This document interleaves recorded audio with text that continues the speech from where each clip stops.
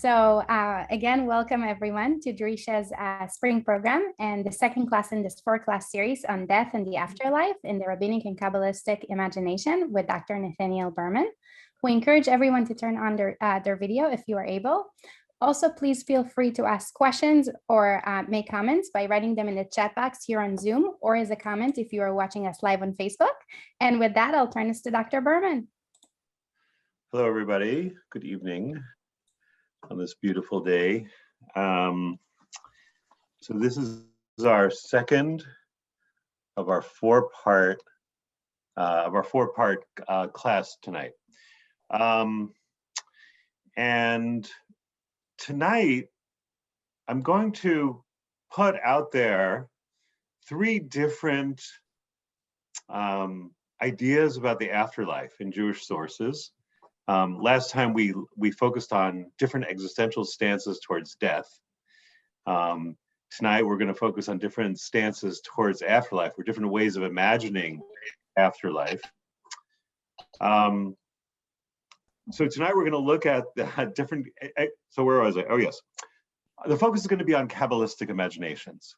And I'm going to focus on two different sources. And I'm going to present one very, very briefly and just sort of read it through, not really discuss it. Then look at some passages from the Tanakh, and particularly from Psalms, a brief excursus into Maimonides, and then come back to Kabbalah and the Zohar. And the goal of sandwiching it in this way is really tonight is about imagination. So I'm going to start off with one kind of imagination, then look at a couple of sources which have a much different idea about how one is supposed to be related to the afterlife, and then come back full-fledged with Zoharic imagination. So tonight, just limber up your imaginations, whatever you need to do to imagination exercises or jumping jacks or whatever it is you do to limber up your imaginations. And we're going to plunge in. And I'd say that my goal here is, what is my goal here? One of my goals here is our different stances towards the afterlife are just as much different existential stances as our stances towards death. Modern people sort of living mostly in the modern world, tend to downplay the afterlife. This has been true in Jewish life, really across the board, certainly from modern Orthodoxy all the way to more and more and more liberal forms of Judaism. So, and even in modern Orthodoxy, a real downplaying of the afterlife, so much so that people say sometimes, when I teach this kind of thing, I thought we didn't believe in that. It's a very common thing to say. And I say, well, it depends what you mean by we. Certainly the Jewish tradition is teeming with different ways of imagining the afterlife. As I said last time, Simcha Paul Raphael's book introduced those conceptions about 25 or 30 years ago to a very broad audience. But nonetheless, it still is often the case that people have this idea that Judaism is this life-centered and afterlife is not really a thing. I'm not going to so much try to convince you that the sources are teeming with it, I'll give you a lot of sources, but rather that our relationship to it involves our existential stances as much as our relationships to death. Okay, well, that said, I'm going to plunge in, and I'm going to start, well, on the cover of today's PowerPoint, for people who looked at it before class, there's an incredible painting by Chagall that I'm not going to talk about right now, maybe towards the end of the class if we have time, as to why I chose this particular painting. But I'm going to just look at it for a second if you haven't seen it before, and I'm going to move on. Okay, so our first Kabbalistic excursion is going to be in an incredible book written by Chaim Vital. Chaim Vital was the main student, or certainly the main redactor, of the teachings of Isaac Luria, also known as the Ari, who revolutionized Kabbalah in Sfat in the 16th century, taught for 2 years, completely changed the course of Jewish thought and Jewish history, and certainly Kabbalah in those 2 years. And Chaim Vital was one of his main students, and certainly was the main redactor of his teachings. And he wrote millions of books, including this very unique book in Jewish thought called the Book of Visions, Sefer HaChizyonot. And I'm going to give you one vision. It's a book of many different visions, some of his own, some of other people. And I'm going to give you a little snippet of a vision, not of his, at least according to the book, not his own vision, but a vision of his wife when she lay on her deathbed, from which apparently she eventually recovered this particular crisis, this health crisis. So this is a vision. I'm just going to read it through. It's long. I'm going to read it through. Just try to listen, try to imagine it. It wasn't in the draft of the PowerPoint. I only decided to put it on today. Try to imagine it, what's going on. And again, he's reporting, he claims to be reporting what she said, and what she said is very, very deeply rooted in the text. You can find basis for her vision. I'm just giving you a part of it in text, going way back, but certainly from the Zohar forward. So here it is. I'm just going to read it in English, and I'm just going to let it flow over you. In 1590, my wife, Hannah, became extremely ill. One Shabbat, she was at death's door, and the Hebrew word is goseset, which merely means she was dying, although turns out she recovered from this particular crisis. She was at death's door and without consciousness. At night, at the conclusion of Shabbat, we approached her to witness the departure of her soul. We thought this was it. Suddenly, she opened her mouth with her eyes closed, and she recited the blessing for fragrant trees, Boreat Se B'Samim, which is a version of the more familiar blessing, Borei Minei B'Samim. It's said over, not when it's ground up spices, but when it's in more whole, fragrant plants. Boreat Se B'Samim. She recites it. It happens to be the end of Shabbat. She recites this, which is something that everyone recites, a version of this blessing at the end of Shabbat, at Havdalah. And she recites it. Her eyes are closed. She's dying. She just regained consciousness, apparently, for a second. We asked her, what does this mean? She answered in a low voice, a voice like a ghost from the ground. And that phrase is from a verse in Isaiah. The word ghost here is ov. It's really about somebody communicating from the other world. And this is what she says in her low, ghostly voice. Know that my soul was just now being led to Gehenna. Now, Gehenna, for people who don't know, is the closest English translation for it would be hell. My soul was just now being led to Gehenna.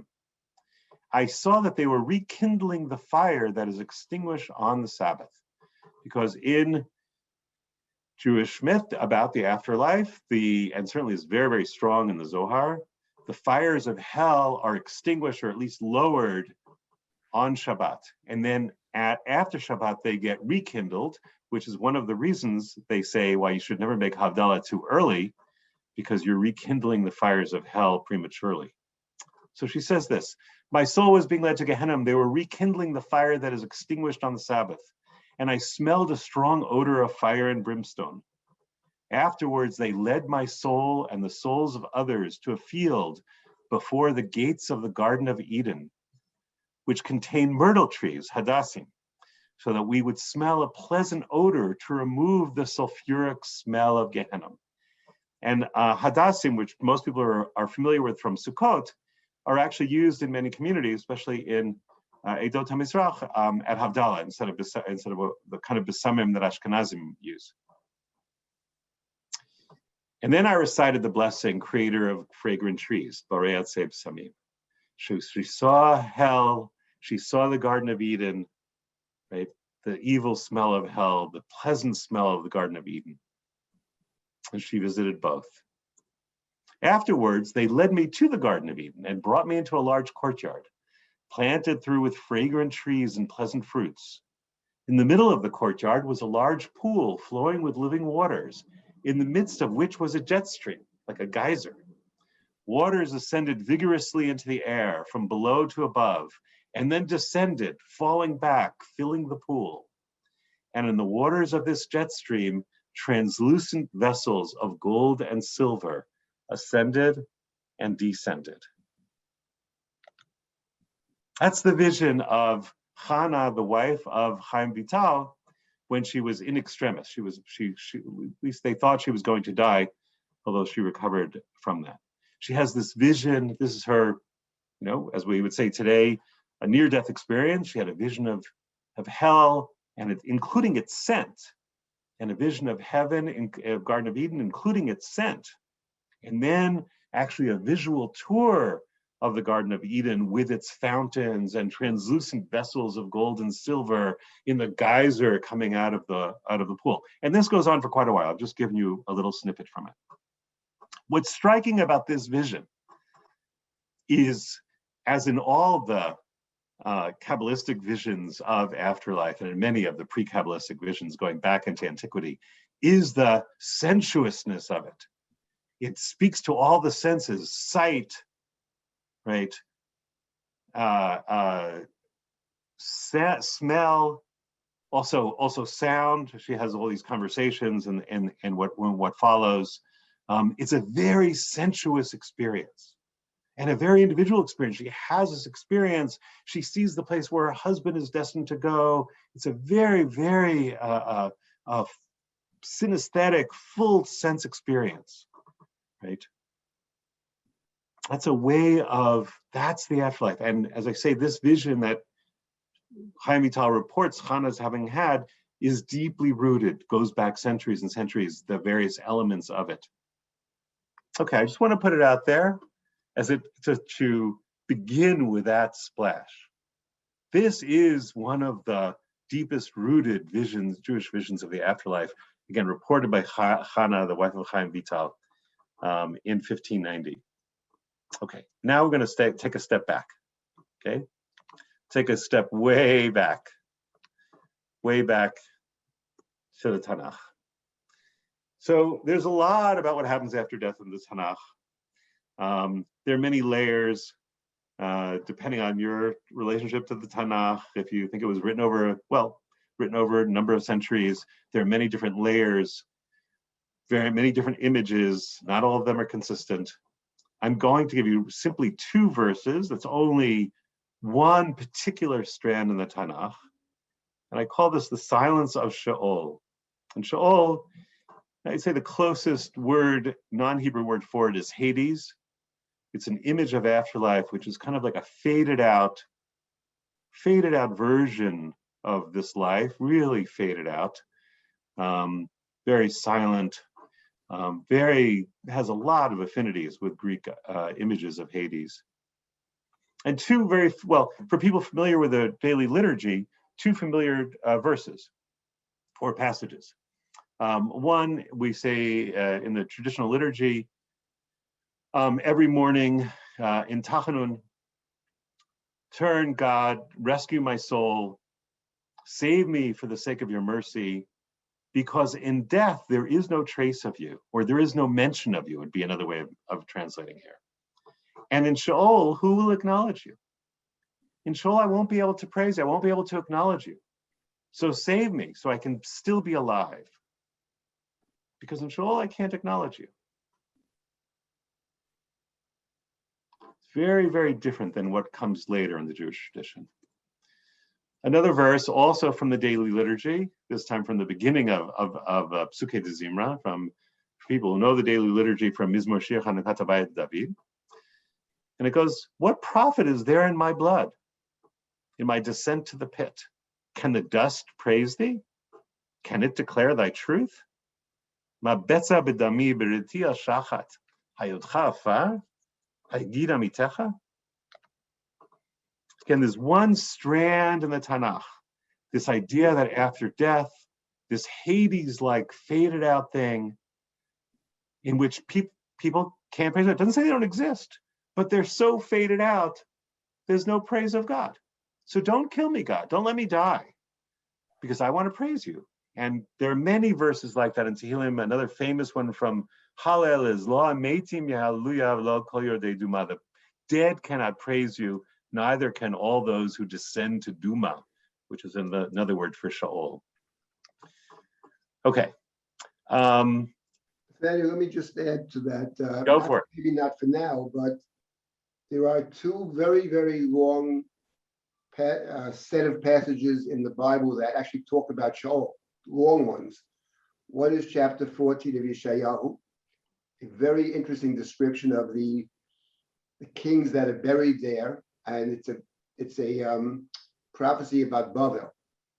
And the second one, that's in chapter 14 of Yeshayahu, and another very lengthy description of Sheol is in Yechezkel, chapter 32, and there it's about Paro. And maybe it would be to visit this in the future, because they really have in the Bible two long descriptions of the underworld, essentially. And within the underworld, as in this world, there are different levels. No matter where you go, there are different levels. So that's actually very interesting. And I would also call our attention to the story in Shmuel, where King Saul was desperate for some kind of vision, and he summons Shmuel from Sheol. And Shmuel says to him, why have you disturbed me? Lama Hirgastani. That's also very interesting. He's sort of there resting silently or whatever, and he's summoned by Shaul to tell him about the future as a prophet. So that's another interesting, very interesting story. Maybe we'll come back to that at some point. But the two long passages in Sheol and Yechezkel, extraordinarily interesting. Yes. Not for now, but get back there. And I think just to one footnote to what you said is the story where Saul raises the spirit of Shmuel from the dead. He goes to this woman who's a Ba'alat Ov, right?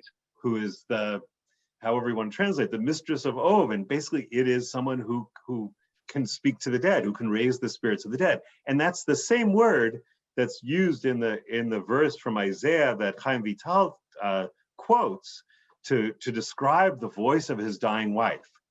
It's that in that verse in Isaiah, that's the word that's used. It's a kol ka'ov, a voice like the ov. It's exactly that same word relating to some kind of communication with the dead in Sheol. And again, it's that same image there. Okay, so now we're going to go to something very, very different. We're going to skip many centuries and many centuries and get into the 12th century, where we find Maimonides. Maimonides are the Rambam, the greatest Jewish philosopher, and is often serves for me as a foil when I teach Kabbalah, because the Kabbalists really often use Maimonides as a foil against which to set out their own views. And I call these, again, just scratching the surface here, immortality as the end of individuality. Now, the image of immortality in Maimonides is radically different than both the image in the Chaim Vital passage that we just read, very sensuous, right? And in the images of Sheol, this kind of faded out existence, right? And I'm going to read some very, very short passages, a couple of actually two secondary sources, because to get the full thing in Maimonides, you have to read a lot of it. He didn't like to make his meaning very clear in short passages. His view is radically different. Let's look at his view. So the first of these is from a book by Julius Gutmann, and a very good summary of what immortality, what does it mean when we say the soul is immortal? And for Maimonides, not everybody is immortal, because the only part of us that's immortal is our knowledge, is our knowing, our intellect, and only to the extent in which we've actualized that intellect in our lifetimes. So this is what Gutmann says. For the Rambam, knowledge is the condition for the immortality of the soul. Only the actualization through knowledge of man's intellectual power leads to immortality. The immortality of the soul thus becomes the immortality of the knowing spirit. In other words, that's what Maimonides means by the immortality of the soul. It's the immortality of the knowing spirit. And what is that knowing spirit? Or what part of us is that knowing spirit? Now, Maimonides, as many of you probably know, often didn't like to say things straight out that seemed to be too at odds with the tradition, and he hinted at it. And there's a discussion in the guide to the perplexed, in which he discusses various views, and he quotes this guy, Ibn Bajjah, who was a Muslim philosopher who lived around the same time as him. And wait, I'm sorry. These dates are wrong. These dates are wrong. I'm sorry. These dates are wrong. I have to correct those dates. There's something wrong with those dates. But he lived around the same time as Maimonides.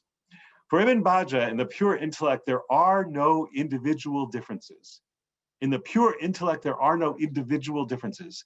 Each person qua intellect is identical with others. They are not a multiplicity of beings, but one.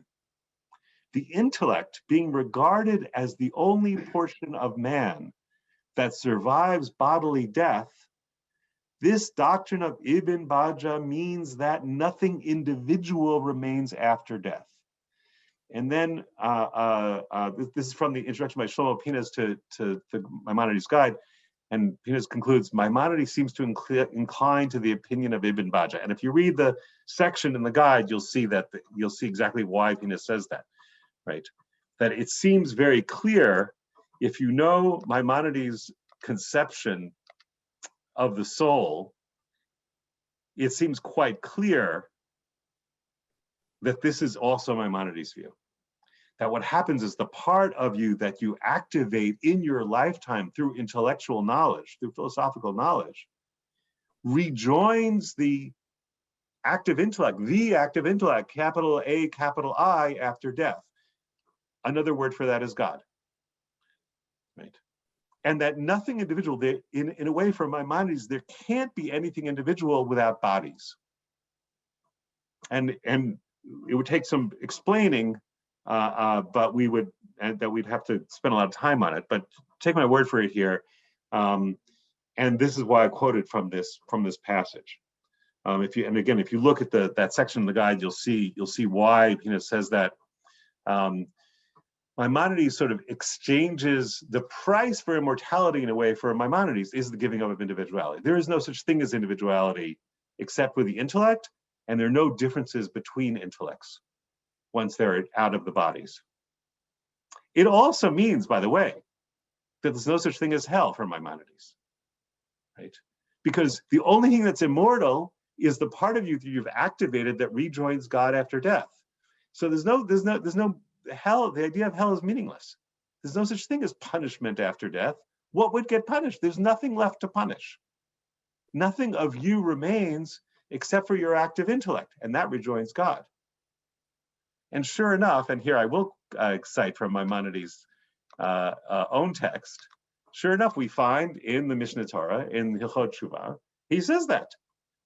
He says, the vengeance than which there is none greater is that the soul will be cut off and will obtain no share in that life. In other words, the life after death. And this is the oblivion of Adon, which the prophets call figuratively, derech mashal, pit of destruction, ber shachat, oblivion of Adon. Gehenna, which I've actually translated for Tofet or Tifta, which has the same meaning as Gehenom, leech or aluka. And by every word designating termination and destruction, for it is the termination from which there is no arising, and the loss of that which never returns. So again, for Maimonides, it's nonsensical to talk about hell as something that actually happens to people, or to souls, or to anything, because the only part of you that remains is the part of you that rejoins the active intellect, God, because you have activated that intellect in your life. So no individuals survive after death. And again, I think that seems, fairly clear from a reading of the guide that he shares Ibn Bajjah's view on that. Okay, now, everybody take a deep breath, because what is clear is that Maimonides' view stands at odds with the idea of Sheol, which is kind of this, people are made, but it's sort of in this very faded out form. They can't even praise God, they're so faded out. And it certainly stands at odds with the rich tradition of imagining the afterlife that again starts in antiquity, certainly as early as, say, the 2nd century BCE, and really flourishes in the Middle Ages in Kabbalah, with these very, very sensuous descriptions and very individual. And before we embark on this, let me just say this. I think I mentioned maybe last time that I just finished teaching a semester-long class, college class on death. And most of my students are quite secular. I mean, some of them have religious commitments of various kinds, but I'd say probably a majority of them are either, really secular or at the very most agnostic. And what I say to them is this, and maybe this will speak to people here too, is that in the last, say, century, in Western philosophy, philosophers have moved away from this notion that what a human being really is some kind of disembodied mind or soul, but have really tried to give meaning philosophically to the embodied self, to really understand human beings as embodied selves. And that's been a very, very important strand in Western philosophy. It often goes by the name, well, certainly the existentialists were very famous for doing this, really returning to the embodied self. That starts, say, in the 19th century, early 20th century, and it's only become more so in the last few decades, certainly under the impact of feminism. That is also that tendency in modern philosophy has really increased, right? And what I say is this, is that paradoxically, the kinds of myths of afterlife that we find in these Kabbalistic texts, and again, that really go back to antiquity, are much more in tune with our conceptions of human beings as embodied selves than the Maimonidean idea, which views the human being as the only part that remains is really pure intellect. So take a deep breath. Let me see. Nathaniel, let me just say a couple of things before you continue, which is, first of all, it's very interesting that the Ramban, in his commentary on the Torah, great commentary of Nachmanides, where he talks about the Garden of Eden. So he has a very stunning passage over there. The Garden of Eden, from which we are been expelled. So the Torah says that at the gate of the garden, there was the flaming sword and the 2 kruvim to guard the garden from returning. You can't go back to the Garden of Eden. So Nachmanides writes, you should know, he says, that in this world, you can't go back to the Garden of Eden. But in terms of his eschatology, it essentially is going back to Eden. You should know it's a real place in the world, he says. How humanity would fit in that little garden, I don't know. But he makes the argument that the ultimate reward, says the Ramban, is a return to Gan Eden, which I think fits in very well with the first text that you cited. And it's all about, I think about it in terms of, whatever one imagines the afterlife to be. I think what was a very interesting corollary is, I presume the way you think of the afterlife as the ultimate good is probably connected to the way you think of this life.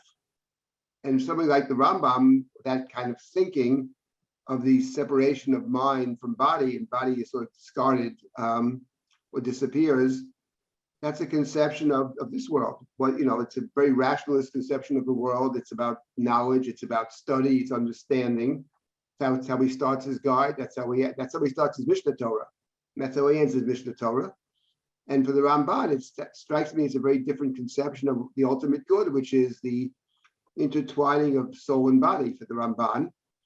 And there's more to say about that. I just would point out that the Rambam is going to have a lot of problems with the resurrection, which he did have a lot of problems with resurrection. But what does that mean to be resurrected in terms of body? And there was a whole tremendous dispute and discussion about whether the Rambam really believes in resurrection or not, which is a good question because logically it makes no sense. Right. He has us being resurrected and then dying again, the Rambam, which is odd. But anyway, that this issue strikes me as saying a lot about how we see this world, apart from the afterlife. How do we see the human being? What is the ultimate place of the human in the world? What's the ultimate place of the body and soul? How they combine or don't combine? So that strikes me as a very interesting avenue to pursue. Yes, thank you for that. And I totally agree with you. And again, it is, that's why I say, paradoxically enough, these fantastical mythical images of afterlife seem much more contemporary because we sort of moderns tend to understand ourselves as embodied selves. Well, that's also the conception of afterlife that you find in this mythical tradition. Again, going back to antiquity, but flourishing in Kabbalah. And of course, the Ramban, Nachmanides, was a Kabbalist, and his Kabbalistic writings are less famous than, say, the Zohar, which comes maybe a decade or two after him. But much of what one finds in the Zohar, not all of it, but much of it is found in the Ramban, because he was a Kabbalist in Girona and in Catalonia, which was a great center of Kabbalah, because the Zohar itself was written in Castile, but very, very, there was a lot of cross influence between the Kabbalists of Catalonia and the Kabbalists of Castile. Oh, the other thing I wanted to say in relationship to what David just said is also in relationship to one's conception of God. And I don't want to go into that right now. I think I'll do that next time. But the Ramban, the Rambam, Maimonides' conception of the soul and his conception of God are very closely related, right? And they really stand in contrast to the Kabbalistic conception of God and the Kabbalistic conception of the soul. So it's very, very, very closely related also to the relationship to God. Relationship to God, the relationship to this life, the relationship to afterlife are tightly connected. Okay. I'm going to answer the other questions very, very quickly, two questions quickly, and then I really want to move on. One question is, for Maimonides, does the intellect include any sensory experiences? It's a complicated question. Generally, the answer is no. And certainly after death, that would make no sense at all, because there's no relationship to the body after death. Other question, according to the Rambam, while a person is alive, is her soul actually a piece of God, of the active intellect? Only if you activate it. So that you actually have to become the active intellect through your intellectual activity. So those are two very quick questions to very complicated, two quick answers to very complicated questions.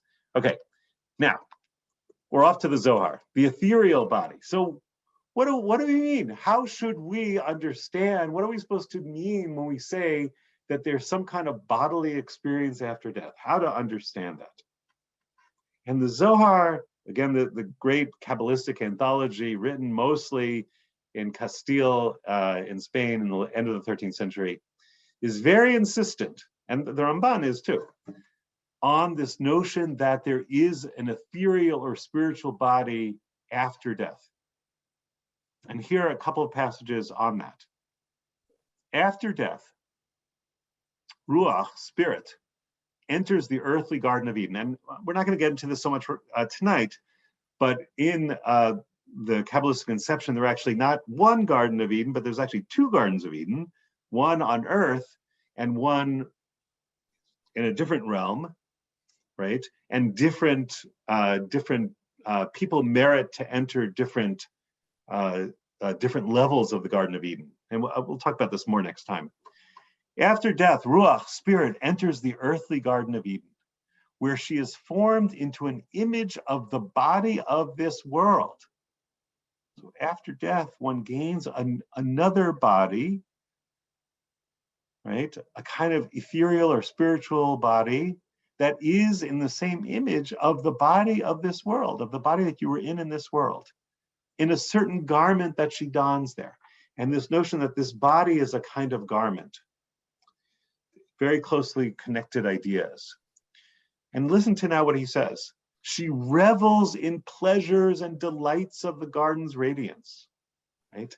And because she's in this body, the soul, right?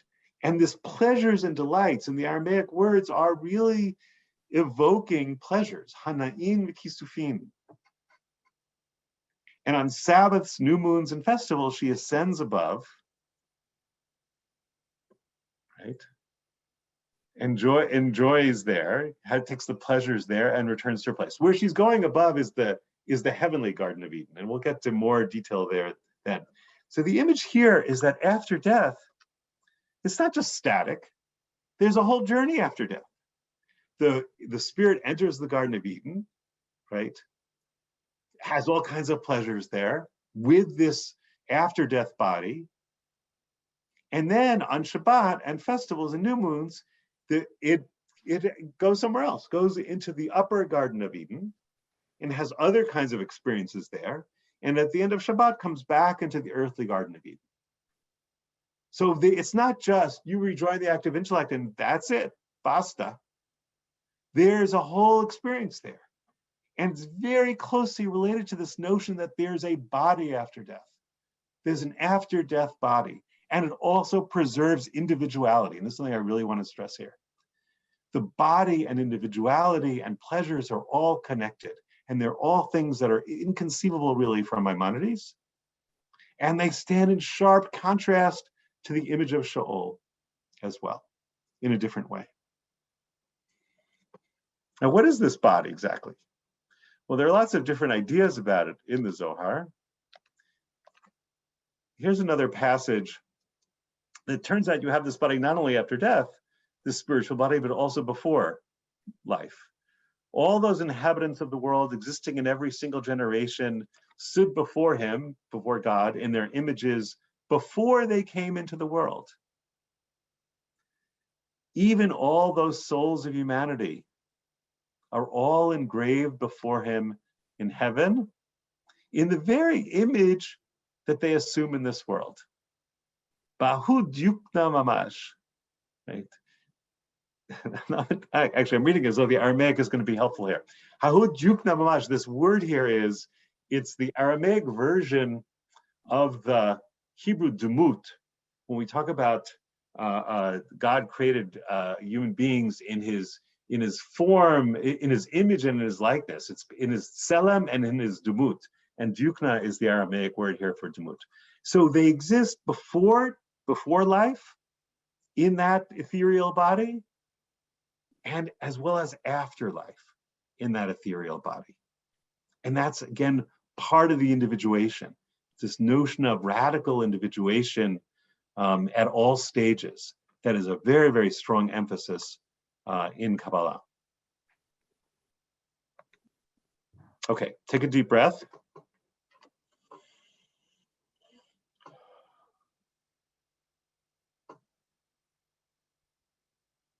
This is the kind of thing that is for basically if you didn't grow up with this in some way, these images, these very, very detailed graphic images of the afterlife, right? And you grew up with this ideology that Judaism doesn't really believe in that, right? This will take some getting used to, right?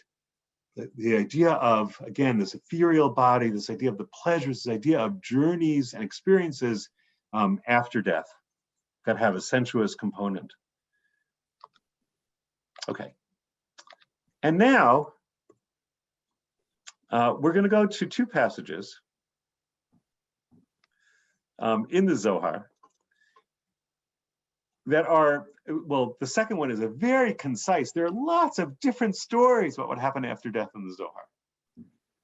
Lots of different stories. They're trying to fire up your imagination, and they're not necessarily consistent with each other, right? But it's just this proliferation of imagination of what happens. And I'm going to give you a passage that is sort of a very concise version of what happens, prefaced by something about Shabbat. And the connecting link is this notion of bathing in a river to purify yourself before moving on to ultimate experiences, going into a mikveh. And people may know that the best kind of mikvah really, or one of the best kinds of mikvah, is a natural body of water, a river or an ocean, right? And there's, first a short story about this Zoharic sage named Rav Hamnuna Saba, Rav Hamnuna the elder, who would bathe in a river every Friday afternoon. And then he would have a vision. And then we're going to go to a very different kind of river in Afterlife and trying to get at that relationship. And you'll see, here I put at the top, Me'eno Lamaba in Hebrew, well, sort of Hebrew, which is something that actually people may be familiar with from one of the Shabbat table songs that we say, Me'eno Lamaba Shabbat Menucha, that Shabbat is like, it's kind of like, Me'en is an Aramaic word that means kind of like. Me'en olam haba. It's kind of like olam haba, kind of like the world to come. And these two passages will give you a sense of how that works. Okay. When Rav Hamnuna Saba would emerge from the river before the entrance of Shabbat, so he's emerging from the river because he goes into a mikvah. He goes and purifies himself for Shabbat. That's a common custom that many Jews do on Friday afternoon. They go to a mikvah of some kind. And he goes to a natural mikvah, the river.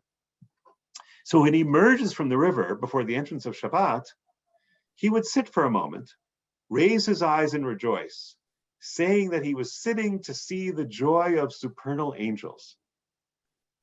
Right? He comes out of the river purified and he has a vision of angels, these ascending and those descending, clearly evoking Jacob's ladder, for example, but also many other things. And whenever Shabbat enters, a person dwells in the world of souls. Whenever Shabbat enters, a person dwells in the world of souls. Let's take that in for a moment. He purifies himself, comes out of the river. He sees the angels going up and down, again, very, very much evoking Jacob's ladder. And then the Zohar concludes, whenever Shabbat enters, a person dwells in the world of souls. Now, the world of souls, and actually it's interesting in the Zohar, though it's mostly written in Aramaic here, the word here is in Hebrew, Olam HaNeshamot, suggesting they're quoting from other texts, from Hebrew texts around the same time. The world of souls is also a word for the world after death, the world of souls, Olam HaNeshamot, right? And there's some kind of relationship here between Shabbat and the purification with which one enters into it, and the visions that one has during it, if one merits them, and after death, and purification after death, and the visions that one might be privileged to have after death. Let's just take that in for a second. And this goes along with this theme that I began with last time, or that I began talking about last time, which is that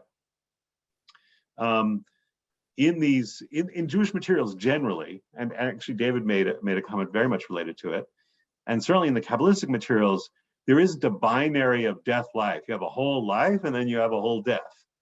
But rather death is integrated in life, not so much in the sense of we should always remember we're going to die, well, that too, but in the sense that it's a cycle. We're constantly experiencing death and rebirth, or elements of death and rebirth. And there is this element of it in Shabbat here, not as anything bad, but as a purification and a certain kind of experience and a dwelling in the world of souls on Shabbat. Okay, bear with me. It's actually interesting that this particular passage, as you mentioned, recalls the story of Jacob running away from home, where he sees the angels ascending and descending a ladder. Above the ladder is God. And he says about the place where he goes to sleep there. And he says, when he wakes up, I didn't realize this is God's house. By that he means above. We call Yerushalayim Shel Mala. It's the supernal temple, as it were. And then he says, he takes a vow, that if you give me the opportunity, I will build God's house here on earth. So in the Chumash, it's sort of there's the Mishkan, or the temple below, which you call Jerusalem, earthly Jerusalem, and opposite of that, above, is heavenly Jerusalem. And what Jacob sees in his vision is a connection between the two, which is the the messengers of God ascending and descending. And it's interesting over here in this particular passage, instead of the physical space, you have Shabbat, which is the sacredness of time, I suppose. And you have this connection between earthly time, which is sanctified, which we call Shabbat, and that which is divine above. And somehow Shabbat is the connector between these. So it means within the world, you're actually experiencing this divine presence through Shabbat, every week, but essentially, and it's sort of parallel to the, to the ability of the human to connect to this other world through sacred space, which is the story of the temple, Jacob's vow, etc. It's an interesting parallel there. Yeah, I totally agree, and certainly the parallelism between the house of God on earth, so the Beit HaMikdash, the temple, and a heavenly temple, right, is something that you already get in the Tanakh, right, and it's very, very elaborately developed in the centuries, starting from antiquity, and then really flourishing in Hechalot mysticism, and then flourishing in Kabbalah. This parallelism between the Mishkan, the desert sanctuary, and a heavenly version, and the temple and a heavenly version is a crucial element to Kabbalistic imaginings as well. And what's interesting here in this passage, of course, is that's also identified with death. So this idea of Olam HaNeshamot, right, which is quite clearly also a word that could refer to the world of the dead, right? The world. The temple is also by the Chumash, that in the temple, the Mishkan, is, as we know, is essentially the construction of the Mishkan, and the language of the Mishkan at the end of the book of Exodus is all drawn from the first two creation narratives of the Torah, which is chapter 1 and the Garden of Eden. But the temple in the Chumash essentially is a kind of alternative to the Garden of Eden. So this tradition that you go back to Eden, which means you're going back to the altar, to the temple, as it were, is very striking, and that's what they're picking up on this in the Zohar and other Kabbalistic texts, but this idea of returning to the first temple, as it were. Yes. Which is how they're seeing the Garden of Eden. Yes. It's really striking. Yes, and for the Kabbalists, of course, the word Mishkan has the same root as the word Shekhinah, which is the female divine figure in Kabbalah, and the temple, the heavenly temple, is identified with the Shekhinah in very, very, very, very detailed ways. Okay, so I'm not going to. I wanted to address a couple of the questions in the chat. Somebody addressed the question of reincarnation, and I hope to get to that maybe in the fourth class, which is it's a big theme, especially in post-Zohar Kabbalah. Then somebody asked about the Neshama Yetera, the extra soul, that going back to rabbinic legend, every person who observes Shabbat gets an additional soul on Shabbat, and the Kabbalists very much work with that. We had that last time, that a dying person gets an additional soul. We had that text from the Zohar in our last class.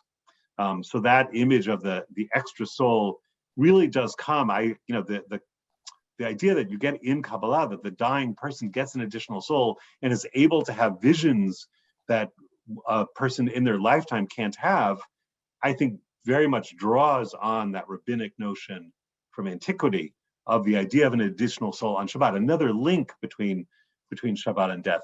Somebody else put a question about feminism. I'm not going to address that now because it would take us too far afield, although it's very important, and I would love to talk about it another time.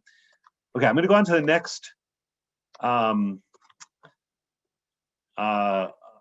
passage. The next passage is, again, that I put in parallel with this passage about Rav Hamnun Nesava and his river and his vision of the world of souls, with a passage directly related to after death. And this sort of a foreshortened, very concise version of one image of the after death experience in the Zohar. And the only preface here is that there are various heavenly palaces in Zoharic mythology. There are actually 7 of them. And there are long compositions in the Zohar describing them in fantastic detail. And this is about one of these palaces called the Palace of the Essence of Heaven, Hechal Etzem HaTor. So here's what happens there. Here in the palace of the essence of heaven are found all the garments of the souls of the righteous, who ascend to appear before their Lord, to stand in his presence. So these garments, which are very, very closely related or even identical to this ethereal body, are stored in the palace of the essence of heaven, this second of the 7 heavenly palaces through which the soul journeys after death in one section of the Zohar. After death, in the middle of this paragraph, now it's on the screen, when the soul ascends and reaches this palace, a certain prince appointed over the garments, named Tzadkiel, appears. Okay, and he's kind of the keeper of these garments, which are also the ethereal body. It's kind of a heavenly valet in some ways. Although his name also might suggest a certain element of judgment, comes from Tzedek, closely related also to the Shekhinah, who is also called Tzedek. And now, in a little explanation, at least here in this image of what is this ethereal body, and this is an explanation that there are many explanations. This is one of the explanations. For whenever a person performs commandments of Torah in this world, so, corresponding to how he exerted himself, is fashioned for him in this palace on high, a garment in which to be adorned in that world, in other words, in the world to come. This is one explanation of it, that this ethereal body or this afterlife garment is composed of all the good deeds you've done in this lifetime. This doesn't quite, it's not quite consistent with this notion that it also pre-exists this life. It's sort of a kind of a cool idea of this garment composed of all your good deeds. Now, here's the part that I find very parallel to the part about Rav Hamnuna Saba, which is from a completely different section of the Zohar, probably written much earlier than this section. And it says this: when the soul ascends, that prince, Tzadkiel, takes her garment and accompanies her until he reaches the river of fire. So this sort of heavenly valet accompanies the soul until they reach the river of fire. Now this word, the river of fire, and I don't know if we'll have time to get to it, comes from the book of Daniel, an Aramaic section of the book of Daniel. And in Aramaic, it's called the Nahar Dinur, the river of fire, where the soul is required to bathe and be purified.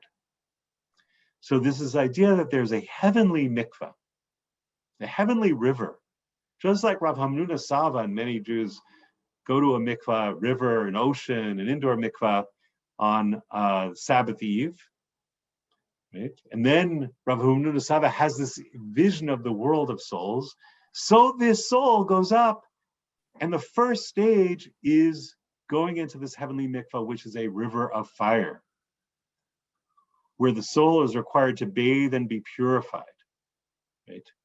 And it's not described as really, terrible here, but it is kind of an image of purgatory. There's a burning that is often associated with hell and purgatory, right? Here it's this river of fire, again, described here as required to bathe and be purified. Sometimes the soul drowns there and is burned and does not ascend the whole day. Presumably, depending on how much the soul needs to be purified, will determine the amount of time the soul has to spend in the river of fire. So there's this plunging in this river of fire, again, very parallel to this idea of mikvah before Shabbat. In the morning, when the south wind stirs, and again, just hear all of these very sensuous images of the afterlife, right? There's a river, the soul goes into the river, it can drown in that river, right? Then there's the south wind.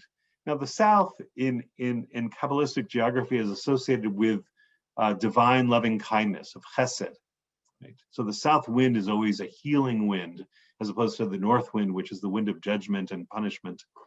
In the morning, when the south wind stirs, all of them, in other words, all the souls arise and are renewed, chanting I see. You know what? I realize I've just copied Daniel Matt's translation. Actually, the Aramaic says they all stand. So it's even better. They all stand up. Presumably, they stand out of the river and are renewed, chanting song and singing. So they come out of this experience of some kind of purgation, some kind of purgatory of burning, and they emerge from the river singing, just like the angels, whose dominion is withdrawn and are burned, rising renewed as before, chanting song, going on their way, so too these souls.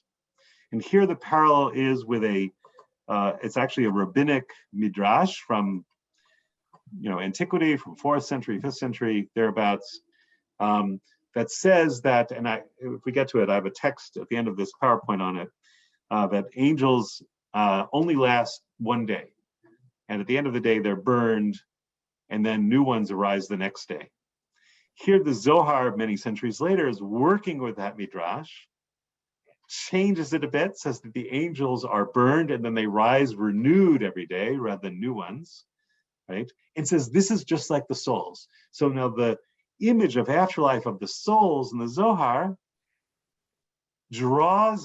adopts the image of the daily renewal of the angels in ancient midrash. Right? They emerge out of this river, chanting song and singing. If the soul is worthy and ascends, the prince Tzadkiel takes the soul and encloses her with that garment. And the image here is very much the soul emerges out of the river burned, right? And Tzadkiel, the heavenly valet, sort of wraps her in this garment, which is really her ethereal body, wraps her in this garment, maybe the garment made out of her good deeds. And she is adorned through it. And the Hebrew, the Aramaic is itat kanat, which comes from the word tikkun. She's healed, adorned, prepared through it. He wraps her in it. Right? And again, just think of how individual, how bodily, how sensuous this description is. But she's not done, the soul. And she ascends as an offering, as a korban, as a sacrifice, at the hand of Michael the priest. Michael Kahana. And then to endure always for all days before the Ancient of Days. Then she stands before God forever. Happy is the share of the soul that rises and attains this.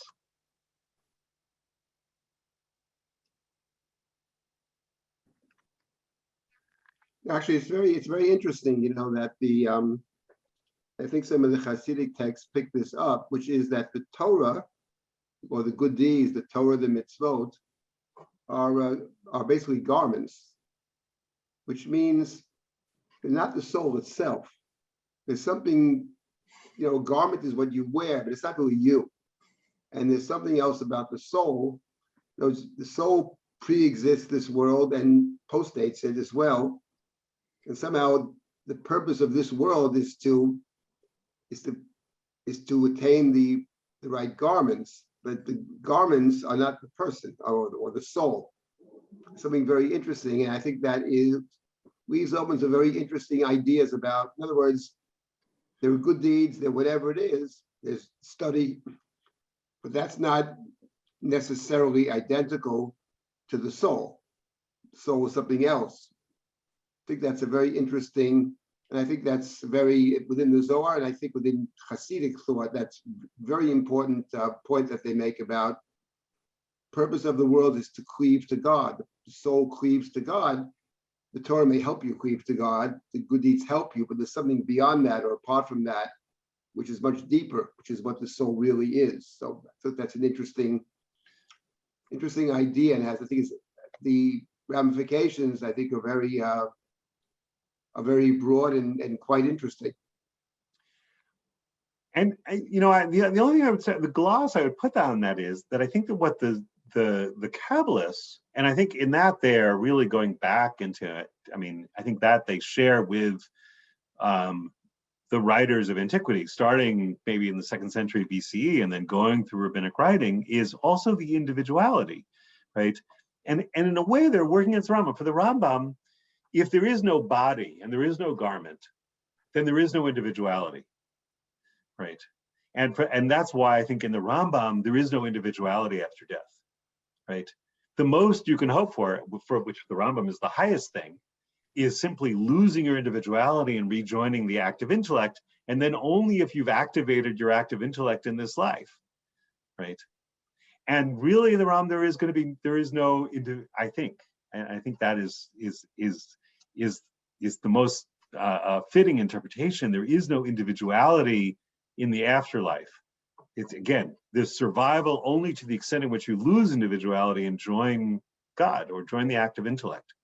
Whereas in the Kabbalistic materials, and I think in that they are with the mainstream of the Jewish tradition going back into antiquity, there is very much a stress on the individuality of the afterlife, which is a very different thing. And again, not so much in the Tanakh, but in antiquity, 2nd century, then in rabbinic writings, and then in Kabbalah, this notion of an individuality of the afterlife that does really require garments and bodies and so forth. And this image of the ethereal body is crucial, is really crucial for it in a way.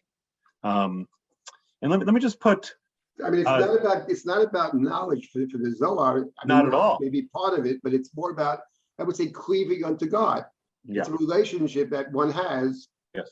It's like any relationship. If you're very close with somebody, that manifests in many different ways. Those are manifestations. Those are not the actual relationship. It's something very deep, and it reflects itself on responsibility and how we behave and what we say, etc. But those are reflections of a deep relationship, which is what the Zohar, I think, is talking about. For the Rambam, it's completely different. It's not about a personal relationship in any sense.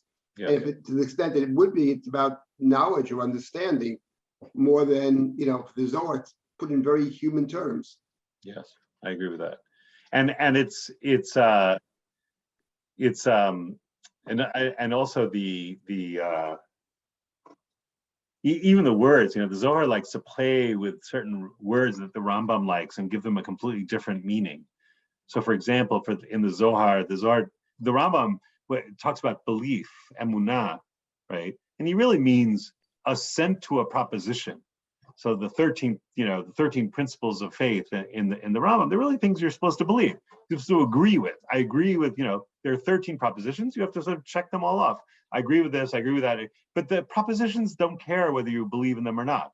The propositions are true whether or not you exist or not. They're indifferent to you. You're asked to agree with them. When the Zohar talks about emunah, which it uses in the Aramaic word mehemnuta, they're not at all talking about intellectual agreement with a proposition. They're talking about an experience. So when the Zohar says raza de mehemnuta, the secret of faith, if you look through the Zohar, you'll see it's never about intellectual agreement with a proposition. It's always about a certain kind of process.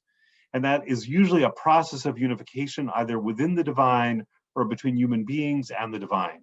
It's a process of unification. It's almost never, I actually think never, although I haven't looked at every single of the millions of places it uses this word, mehemnuta, it's always about some kind of process, an experiential process, and usually a process of unification of a multiplicity. One more text I just want to put on the screen here is this from the book of Daniel, which is really where this river of fire thing comes from. Maybe I'll just do the book of Daniel one, right? And it's also where this image of the Ancient One or the Ancient of Days comes from. So this is from the book of Daniel, chapter 7. As I was watching, thrones were raised up. The Ancient One, or actually in Aramaic, the literal translation is the Ancient of Days, took his seat. His clothes were white like snow. His hair was like a lamb's wool. His throne was made of flame. Its wheels were blazing fire. A river of fire flowed out from his presence. Thousands upon thousands served him. 10,000 times 10,000 stood ready to serve him. The court sat in session. The scrolls were open. So this river of fire that becomes so important in the Zohar, which it's taken, this very phrase, Nahar Dinur, the river of fire, it's taken from the book of Daniel,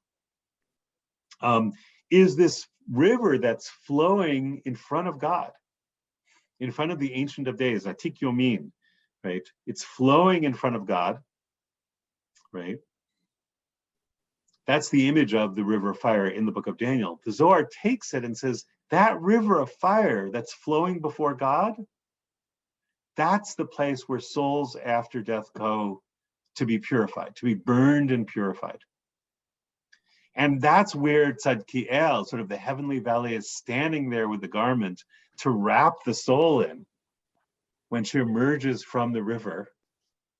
Presumably it's a healing garment. Elsewhere in the Zohar, there are images of the healing that are required after this intense burning.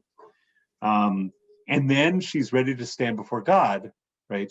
And that's where the river of fire is. The river of fire is flowing right in front of the divine throne. So that's the image of this. And again, a very foreshortened idea, right? Very individuated, very sensuous, very graphic, really appeals to our imaginations, right? And I guess my goal here is I've put before you three very, very different images of afterlife, all deeply rooted in the Jewish tradition. Sheol, in these passages in Psalms, the Rambam, this image of the afterlife being completely disembodied, completely non-individual, completely intellectual, and in which hell really has no place. And then in Kabbalistic mythology, which also links up to ancient rabbinic writings, of the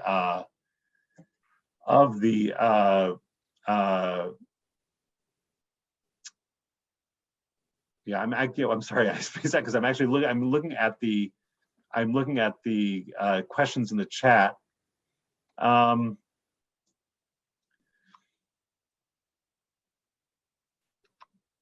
Yeah, so one question in the chat has to do with the, what are we supposed to think, right?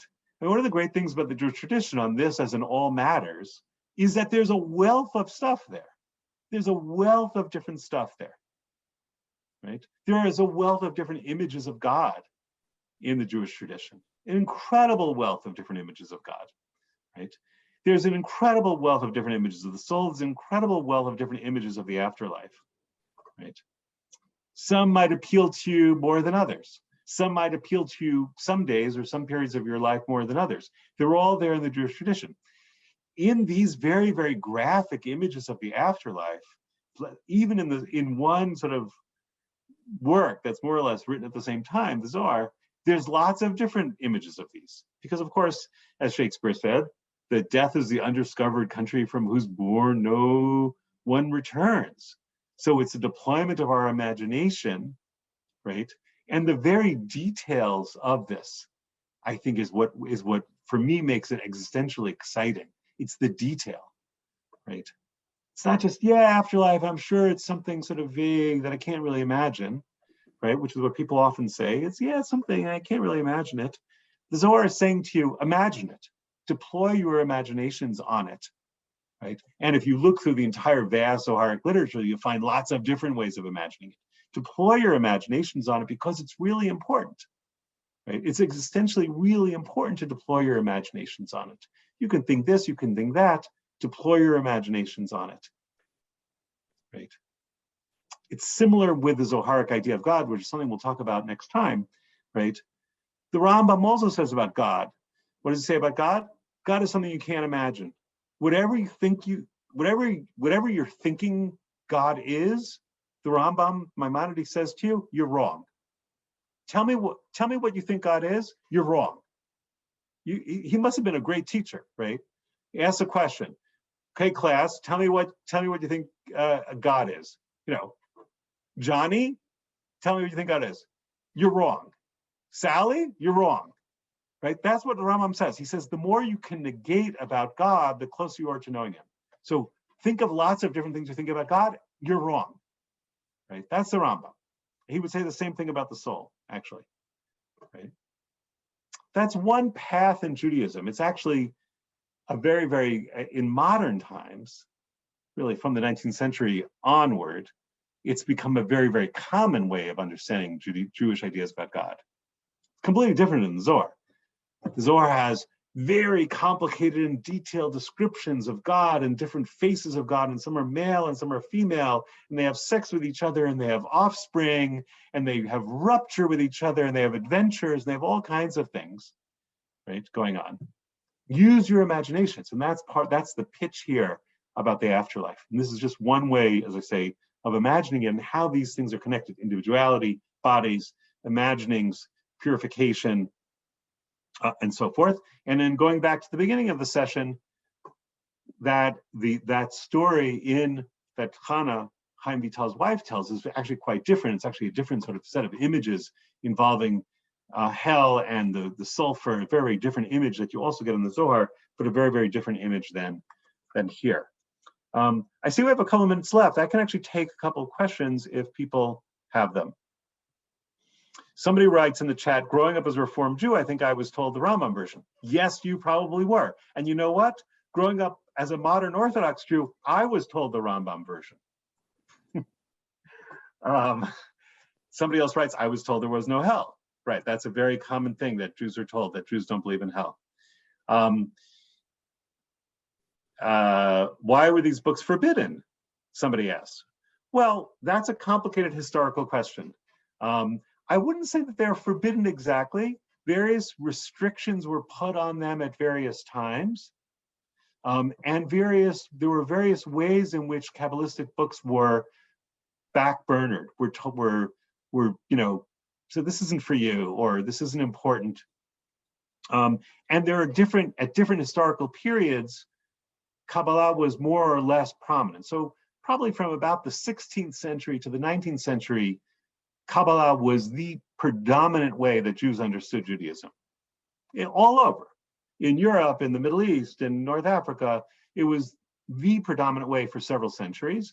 In the 19th century, it begins to be backburnered, in part because of Enlightenment, assimilation, making Judaism respectable. There are all kinds of reasons for it. Sabbateanism plays a role. There's all kinds of reasons for it.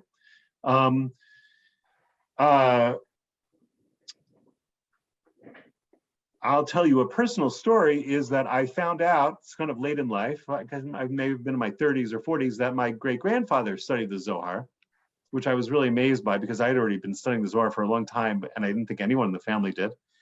And my mother's cousin told me that his father used to study the Zohar with my great-grandfather, with his grandfather, but they wouldn't let him in the room. And as a result, he said, I never studied the Zohar, and I have your great-grandfather's Zohar, but I never have opened it because they wouldn't let me in the room when they were studying it, my father and grandfather, right? And it just so tugged at my heart. They wouldn't let him in the room. As a result, he never opened it, right? Because they felt it was too dangerous, right? And for people who've never have been exposed to Kabbalah and are following this course, there's a lot here that challenges things you were told. Again, unless you grew up Haredi in some version of Haredi, mostly people were not told. Somebody says, I use the Matt Zohar translation, can use the Zohar 5-volume set published by Sensino. The Sensino translation has been vastly transcended by the Matt translation. The Sensino translation, in many places, is a paraphrase, especially the hard passages. Some of the very hard passages they just delete. It served a great purpose for a long time, but it's really been greatly transcended by the Pritzker edition that was finished a year or two ago. We have like a minute left. Maybe I can take one more question. Oh, very important question. What is the relation, if any, between Olam Haba, the Messianic age, and the afterlife? What a wonderful question. But I only have a minute to answer it. Here's the thing. In rabbinic times, the word olam haba was sometimes used for the Messianic age and sometimes for afterlife right after death, right? And there was an ambiguity. And if you look, sometimes it's ambiguous. And a clear differentiation between those two happens during the rabbinic period and really is only really clarified in Kabbalah, right? So this relationship is a little bit ambiguous, although you have both of those things in rabbinic writings, in the Talmud and Midrashim, you get both of those things. But really differentiating them is something that only happens over time. And by the way, that is also true in Christianity and also true in Islam. Of course, Christianity is developing at the same time as the rabbinic writings. Islam comes later, but there's a similar